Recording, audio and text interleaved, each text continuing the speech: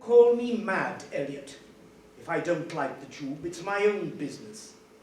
But why do you say that I'm mad? Is the light a part of your job? Don't you know it is? Why, no, I've never been here before. I swear it. Tales to thrill and stimulate your mind. It's lights out and all attention to the stage as the 6 dead librarians tell ghoulish tales. 'Tis the season, after all. Who doesn't love a good spooky or terrifying story? And what is it about this time of year? Do we like to be scared? We like to be scared, but in safe situations. We like to take the fears of our society. I'm sure you're a great horror fan yourself, and you look back and you see the movies that are made, in particular political times in history. Some types of stories come out of those periods. After the atomic bomb, we had giant ants. Them came out. All giant creatures came out in different periods of our history through the 1960s when there was a great deal of social unrest. George A. Romero brings us zombies to take our everyday fears and shove them into a mall in the Day of the Dead.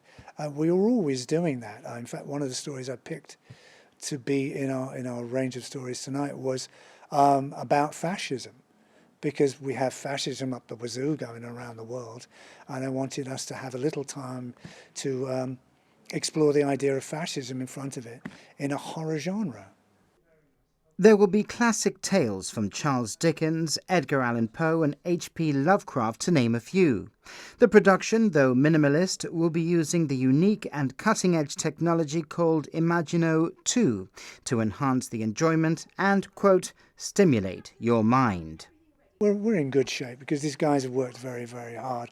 The extra problem for the actors is, in order to get really good people, often with family commitments and jobs, etc., it's very difficult to get somebody to rehearse for a 6-week period to do a full play.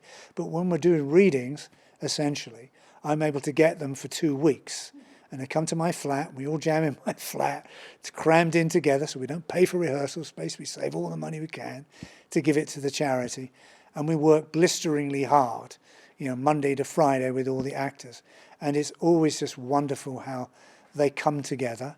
I had 2 new actors who'd not been through this kind of format before this year, and that's Bob and Sylvana this year. And they got the hang very quickly. And it's just lovely to get together evening after evening after evening and craft some fun, some storytelling, give back to the community that gives back to us. We produce to give back to the community.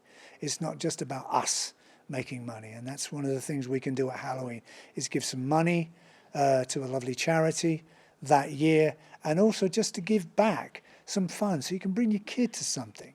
At 10 years old, you can learn about some old stories and feel safe that they can come along and they're not seeing something that's awful for them. And something's classic. Performances will be held at Inces Hall tomorrow and Thursday at 8.